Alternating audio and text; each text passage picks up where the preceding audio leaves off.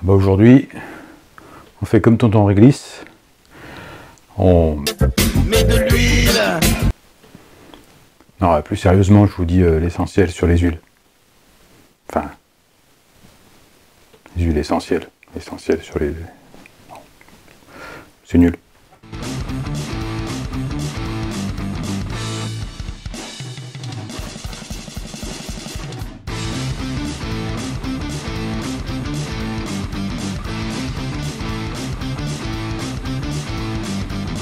Et salut les boiseux, et surtout les boiseuses. Alors aujourd'hui on parle des huiles, voilà. Alors pas celle-là, non. Vous avez dit hier qu'il était temps que ça s'arrête, est-ce qu'il est temps que ça s'arrête encore? Ceux-là on les voit assez à la télé tous les jours, ils nous fatiguent. Non, on parle des huiles de finition, bien sûr, ça vous l'avez compris. Alors pas de toutes les huiles, parce que je vais pas, voilà... Il y en a beaucoup. Je vous parle des huiles de finition que moi j'utilise. Mais avant d'attaquer, à préciser 2-3 trucs. Il n'y a pas de partenariat dans cette vidéo. Les produits que vous allez voir, d'ailleurs vous verrez que certains ne sont pas tout neufs, c'est des produits que j'utilise, sur lesquels j'ai une certaine expérience, donc je peux en parler, voilà. Il n'y a pas de sponsor, je les ai tous payés, ils sont tous entamés d'ailleurs, parce que je les ai déjà utilisés avant de faire cette vidéo. Voilà, donc je dis pas que je vais être objectif, mais en tout cas, il n'y a pas de pognon derrière qui m'influence. Ça, c'est sûr. Alors, autre point, quand vous utilisez des produits de finition d'une manière générale, ce sont des produits chimiques, certains sont toxiques, d'autres sont nocifs, d'autres sont cancérigènes. Dans tous les cas, protégez-vous, c'est très important. Dans la vidéo, je n'ai pas mis de masque parce que je manipule de très petites quantités et puis c'est gênant pour faire la vidéo. Mais si vous faites une vraie finition et que vous couvrez... un meuble entier, voilà. Prenez l'habitude de porter un masque. Dès qu'on parle de solvant, alors dans les huiles en principe, il n'y a pas beaucoup d'émanation. Ceci dit, quand on commence à parler d'huile dure, huile danoise, etc., comme c'est un mélange souvent d'huile et de vernis, c'est quand même important de se protéger parce que les émanations sont les mêmes que pour un vernis par exemple. Donc mettez un masque. Alors ne mettez pas un masque à poussière, ça protégera de rien du tout en ce qui concerne les solvants. Mettez un masque à cartouche avec les cartouches appropriées pour la protection des solvants. En l'occurrence celle-ci, je vous donne ni référence ni rien, vous vous renseignez par vous-même, vous prenez vos responsabilités et vous faites attention à vos poumons. Voilà, donc je ne parlerai pas plus de protection que ça. Je vous rappelle quand même également pour des raisons de sécurité que les chiffons huileux sont sujets à l'auto-inflammation. L'auto-inflammation, ça veut dire quoi? Ça veut dire qu'il y a une réaction d'oxydation de l'huile à la surface du chiffon. Le chiffon augmente énormément la surface exposée à l'air de l'huile. C'est pour ça qu'un bidon d'huile, même exposé à l'air, prend pas feu naturellement, alors que un chiffon peut le faire. Du coup, qu'est-ce qui se passe? Une réaction d'oxydation. Cette réaction d'oxydation est exothermique, elle fait augmenter la température sur la surface du chiffon, ce qui accélère la réaction, on rentre dans un cercle vicieux, dans une réaction en chaîne, qui fait qu'à un moment donné, on peut avoir, même si c'est pas systématique, un phénomène d'auto-inflammation du chiffon. Je sais qu'avec certaines huiles, ça le fait pas, mais c'est toujours compliqué à le savoir à l'avance. Donc, ne stockez pas, ne laissez pas traîner vos chiffons pleins d'huile dans l'atelier.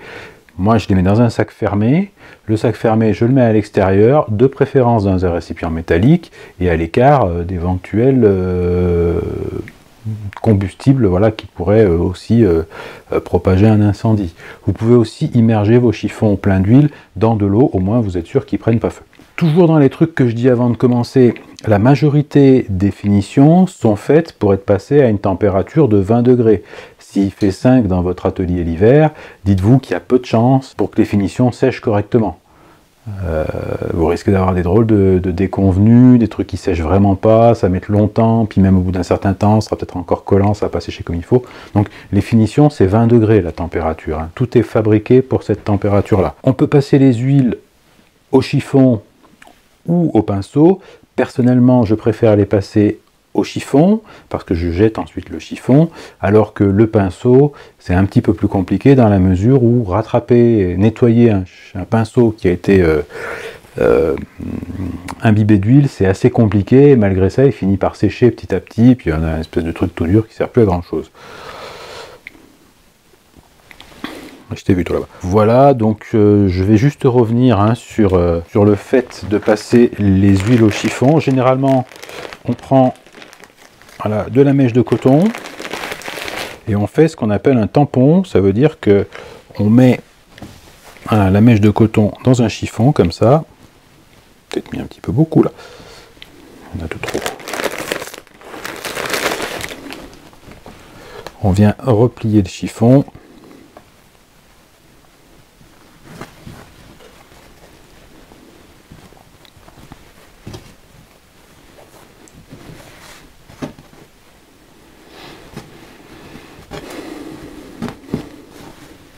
Voilà.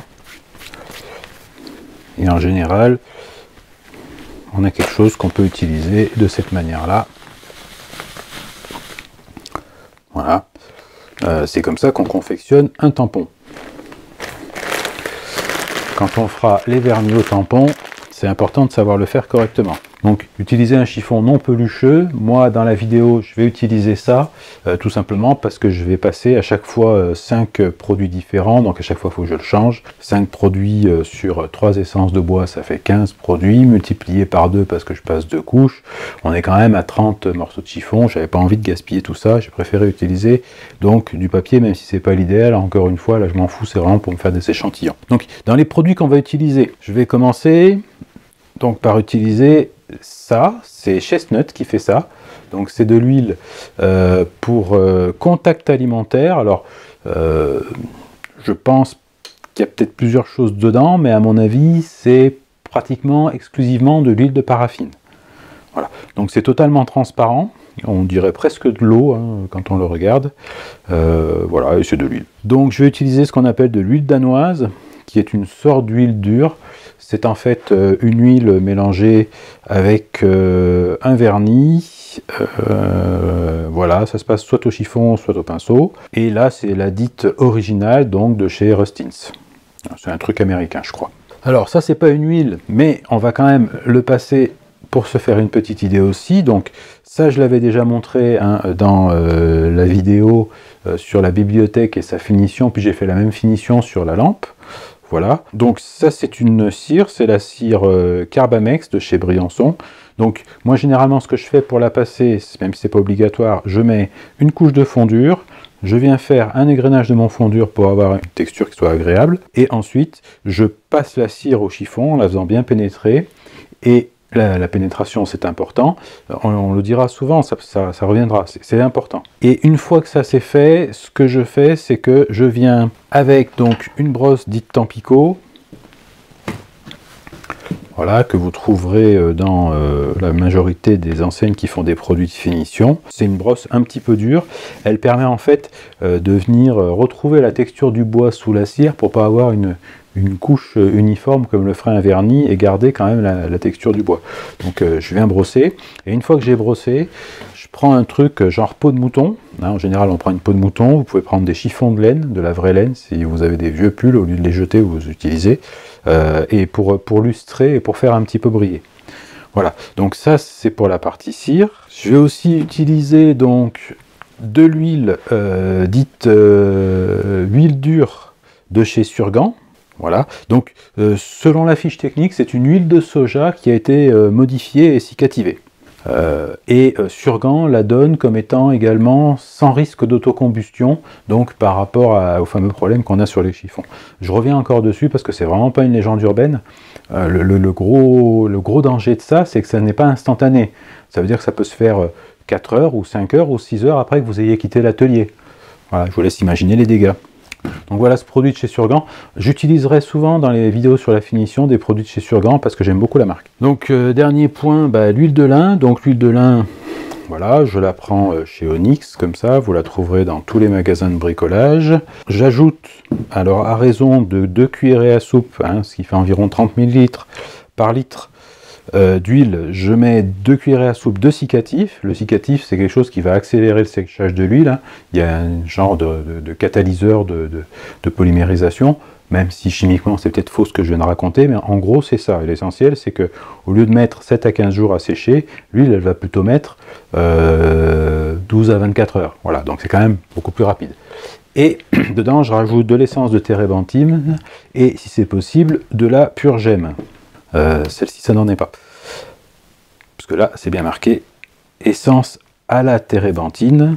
Donc, c'est généralement additivé de solvants et de choses comme ça.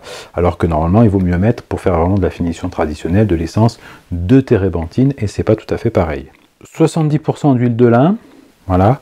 Et 30% d'essence de térébenthine et mes 2 cuillerées à soupe par litre de cicatif.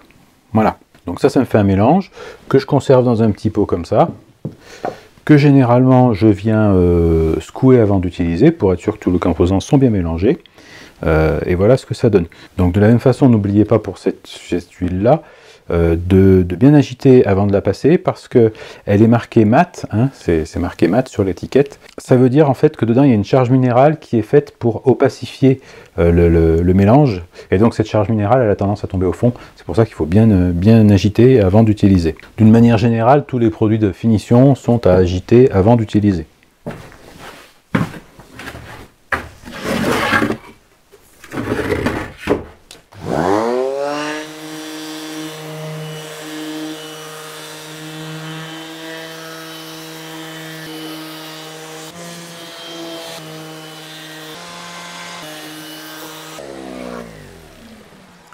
J'ai passé un coup de 120 à la ponceuse, donc en mode roto-excentrique, hein, pas en mode vibrant. Et là, je vais passer donc au 180 dans le sens du fil assez rapidement, puisque là on commence à avoir quelque chose d'acceptable. Je vais pas monter au-dessus de 180 parce que quand on met de l'huile, si on ponce trop fin, on se retrouve avec un état de surface qui permet pas à l'huile de pénétrer dans le bois. Voilà. Et la pénétration, c'est important.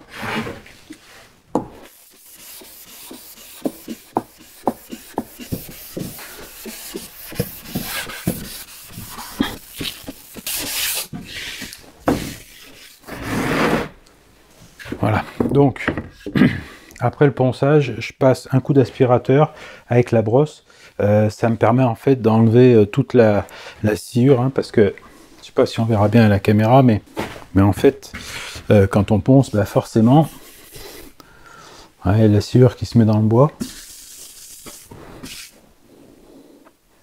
Et cette sciure, bah, en général, elle a une influence néfaste sur la finition. Donc c'est vraiment important, après ponçage, de passer un coup d'aspirateur ou un coup d'épousette, comme ça. Mais je préfère l'aspirateur parce que les poussettes, en fait, elle fait s'envoler la poussière. Déjà, c'est pas terrible parce qu'on la respire. Et en plus de ça, bah, la poussière, fatalement, elle retombe sur la finition.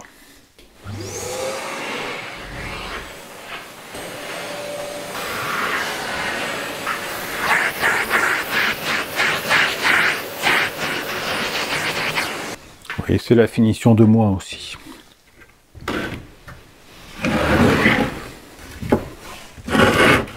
Voilà, donc j'ai préparé mes échantillons. Alors, donc j'ai pris du frêne, du vieux chêne, hein, celui-ci il a pas mal traîné, je l'ai raboté, reponcé, vous avez vu tout ça, voilà, et de l'érable, sachant que déjà naturellement, l'érable est un petit peu plus jaune que le frêne. Le frêne tend un petit peu à tirer sur le rose dans certaines parties, hein, c'est un bois tannique, donc ça c'est l'effet des tanins en fait.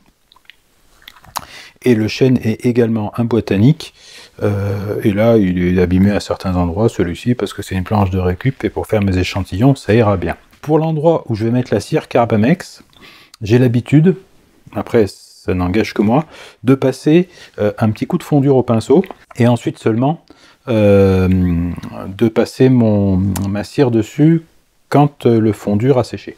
Donc je vais passer le fondur. Voilà, donc ça va pas me prendre très longtemps parce que j'ai des toutes petites surfaces à couvrir. Alors donc ça c'est du fondur qui à la base est fait pour les parquets. Je vous mettrai, c'est du fondur, je crois la marque c'est Blanchon de mémoire. Donc fondur cellulosique en phase aqueuse. L'avantage des produits en phase aqueuse, c'est que les pinceaux se nettoient à l'eau. Ah, j'ai nettoyé le pinceau. Donc là je vais passer plusieurs huiles différentes. Et je ne vais pas le faire tout à fait dans les règles de l'art, puisque théoriquement, c'est même ce que je fais habituellement, on est censé passer l'huile avec un tampon, et avec ça, bah, vous mettez votre huile dessus, donc vous en mettez pas trop, puis vous pouvez passer votre huile. Voilà. Donc moi je vais pas le faire parce que je vais passer 4 huiles différentes et que j'ai pas envie de me confectionner 4 tampons parce que ce sont 4 huiles différentes, surtout que quand je vais passer 2 couches de chaque huile, ça fait beaucoup de gaspillage et ça m'embête un petit peu. Donc la mèche de coton, ça se trouve au rayon peinture et finition un peu traditionnelle. Vous pourrez même trouver des chiffons, mais pour les chiffons, le mieux, c'est les vieux draps. Donc, il ne faut pas que ce soit pelucheux. Donc, dès que vous avez un peu usé un drap, et si vous n'arrivez pas à user les draps, c'est qu'il faut être un peu plus énergique, n'est-ce pas, au lit. Voilà. Donc, la première huile que je vais passer, c'est une huile qui est dite pour contact alimentaire. Voilà, sur la partie qui est là. Donc, j'ai mis des étiquettes pour m'y retrouver. Alors, celle-ci, je la teste parce que, selon ce que je fais, c'est celle-ci que je vais passer là. Donc ça se trouve plutôt en boutique, en boutique ou en magasin ou en site en ligne pour tout ce qui est produit pour le tournage, parce que c'est plutôt utilisé pour ça. Et en gros, c'est de l'huile de paraffine, c'est quasiment transparent et c'est assez neutre. Donc en général, ce qu'on fait quand on passe l'huile, voilà, c'est qu'on en met pas mal. Et ensuite, on l'étale, et après on l'essuie.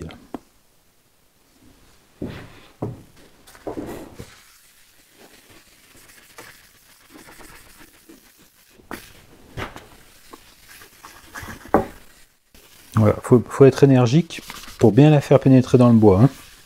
Tous les chiffons qui sont souillés par l'huile, je reviens sur un truc, c'est pas une légende urbaine. Les chiffons gras sont sujets à l'auto-inflammation.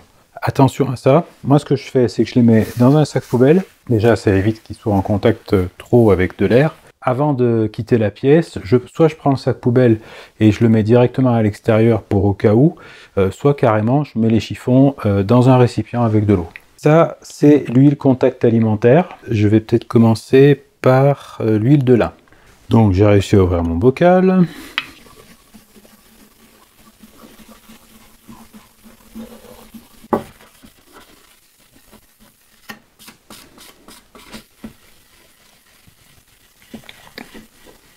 Alors là, les deux huiles que je vais passer maintenant, c'est l'huile danoise. Donc ça, c'est la dite originale Rustin machin truc.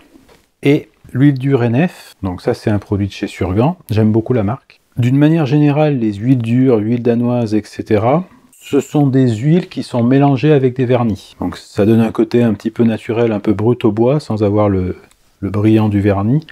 Et ça peut quand même se lustrer un petit peu. Et c'est valable en fait pour ces deux huiles-là, qui ne sont pas tout à fait de la même fabrication. Donc on va voir un petit peu ce que ça peut donner comme différence. Donc je vais commencer par l'huile danoise. C'est des huiles que vous pouvez appliquer aussi bien au pinceau que au chiffon. Donc moi là je fais au chiffon pour le coup. Alors je vais faire ça. Ah oui, alors j'oubliais. Les huiles de ce type-là, il ne faut pas oublier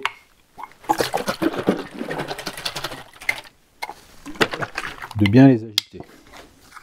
Notamment tout ce qui est produit, alors les vernis et les huiles mates, il faut bien les agiter parce que souvent il y a une charge minérale qui est rajoutée à l'intérieur, donc c'est un solide, et qui sert à rendre le produit mat. Et si jamais vous agitez pas, comme ça tombe au fond, vous allez avoir quelque chose de plus brillant ou de plutôt satiné selon comment ça aura été mélangé, depuis combien de temps elle traîne sur l'étagère, et du coup ça fera peut-être pas le résultat que vous voulez.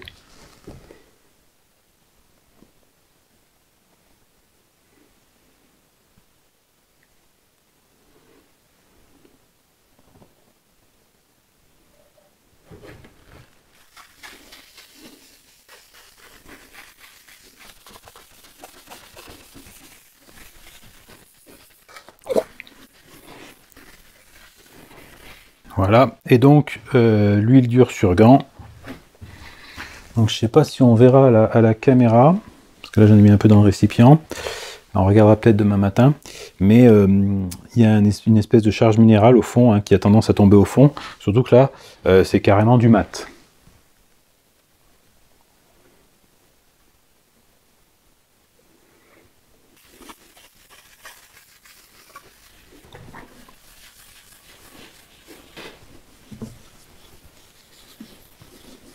Voilà. Donc celle-ci, en général, moi je la passe plutôt au pinceau, mais là j'aurais vraiment pas envie de me casser la tête à nettoyer des pinceaux. Comme je sais par avance que la Surgan, elle va sécher assez vite, je vais tout de suite l'essuyer.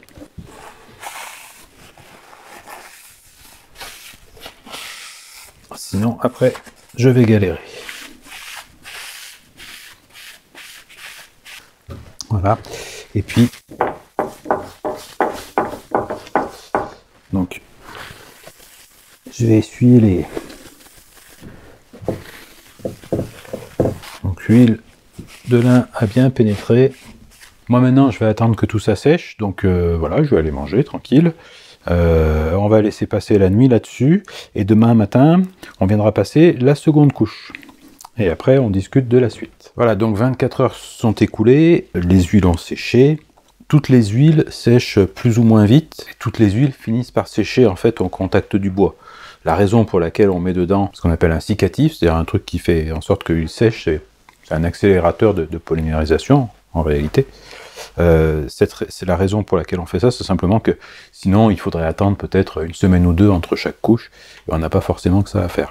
Je vais prendre de la laine d'acier. Je pourrais prendre de la fine, c'est-à-dire de la 4x0 ou de la moyenne, c'est de la 2x0 ou de la 3x0 à peu près. Je vais prendre de la moyenne parce que je veux pas forcément que le bois brille. Si je voulais vraiment avoir une finition très très lisse, hein, un peu brillante, je prendrais plutôt de la 4-0. Là je vais prendre de la 3-0 et ça va me permettre en fait d'avoir un bois qui est un petit peu satiné peut-être, quelque chose comme ça. Là où il est écrit cire Carbamex, j'ai juste passé le fond dur, la cire n'est pas encore passée, c'est maintenant qu'on va la passer. Donc ce que je fais là, c'est juste pour égrener en fait, hein, et pour enlever la fibre qui s'est éventuellement redressée.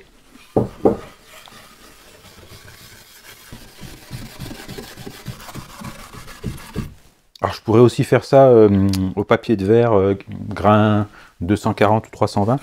Mais en fait, ce que je voulais montrer, c'est que pour les huiles, il faut éviter de repasser au papier de verre parce que ça encrasse assez rapidement le papier de verre, donc c'est pas très agréable, alors que la laine d'acier, elle, ne s'encrasse pas. Voilà, donc je finis de passer ma laine d'acier sur toutes mes huiles, et une fois que ça c'est fait, on repassera la deuxième couche, et on passera la première couche de cire, sachant qu'en général, sur la cire, je mets qu'une seule couche. Voilà, donc là j'ai passé ma laine d'acier, ça laisse un petit peu comment dire, des particules en fait de laine d'acier. Donc ce que je vais faire, c'est que je vais soigneusement passer l'aspirateur pour bien enlever tout ça.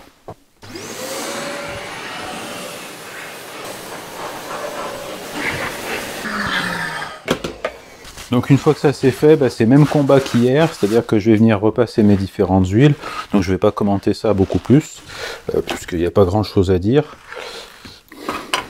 Ce que je peux vous dire aussi, c'est que l'huile de lin a déjà un petit peu plus jauni les surfaces, ça on le voit assez bien. J'ai pas dit qu'il fallait agiter moi hier.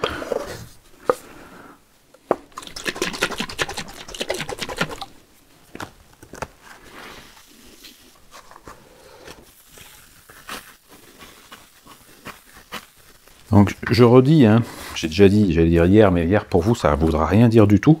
Je l'ai déjà dit au début de cette vidéo, les chiffons huileux sont sujets à l'auto-inflammation. C'est pas une légende urbaine, moi au début je croyais que c'était... voilà, mais c'est pas du tout une légende urbaine.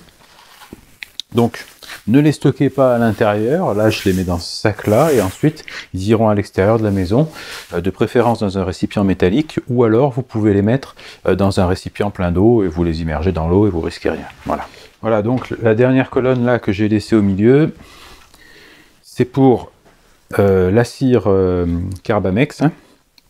Donc c'est Briançon qui fait ça. J'aime bien ce produit-là.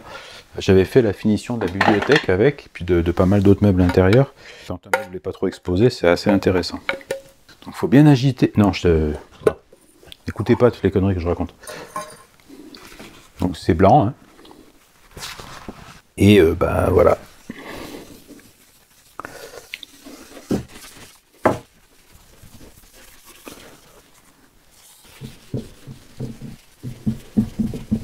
Bien frotter, en fait ça fait chauffer la cire en surface et ça la fait pénétrer dans le bois.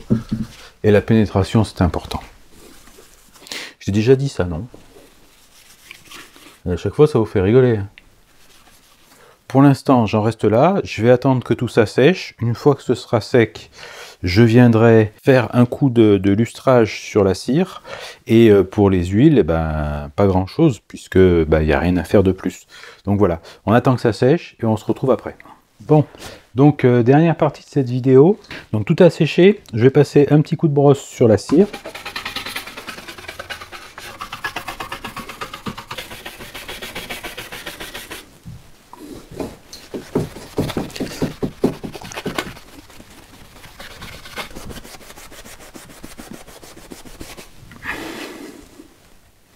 Donc il y a pas mal de nuances que moi je vois qui ressortiront pas bien à la caméra, donc il va falloir me faire un petit peu confiance, ce qui est généralement une erreur, mais là aujourd'hui on y va, vous me faites confiance, ayez confiance.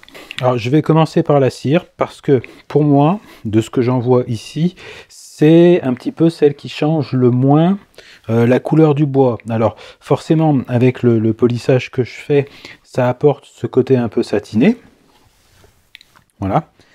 Moi j'aime toujours bien le résultat de cette cire, c'est un truc que j'utilise beaucoup pour finir les meubles qui sont pas trop exposés. D'une manière générale, les cires et les huiles, c'est pour des meubles pas trop exposés, parce que ça laisse quand même passer l'eau petit à petit, etc. Les huiles dures, c'est un peu plus costaud, mais ça vaut pas un vernis, quoi, en termes de protection. Donc ça, c'est la cire. Voilà, ça, pour moi, ça garde vraiment l'aspect naturel du bois et ça jaunit pas trop. Donc ça, c'est l'huile contact alimentaire.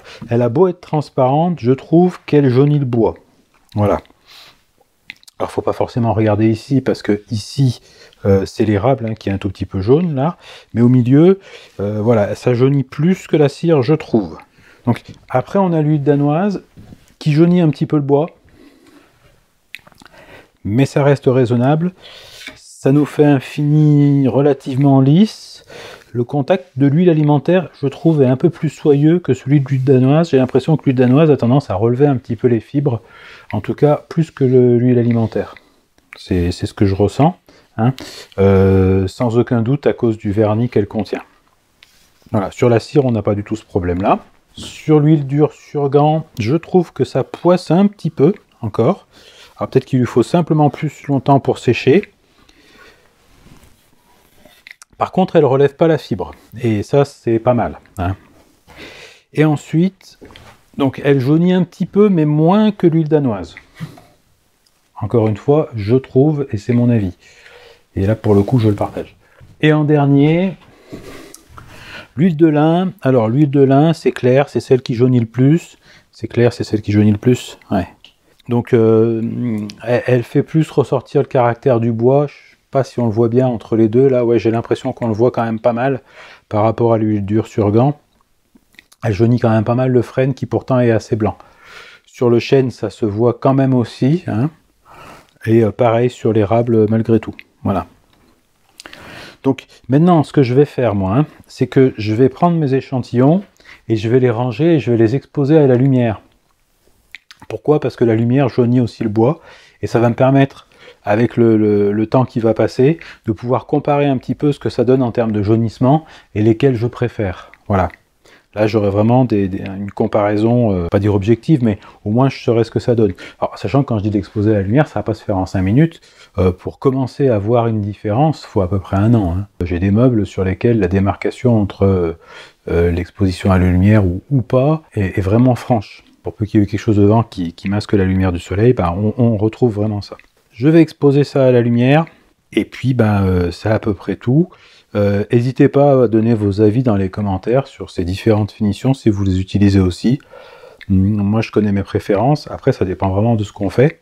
J'ai pas plus à dire là-dessus. Donc maintenant, si vous voulez bien vous barrer de mon atelier, me laisser terminer mon café en paix, tranquille quand même, parce qu'à un moment, voilà. Comme ça, je suis tranquille. Hein. J'en ai marre de voir vos tronches.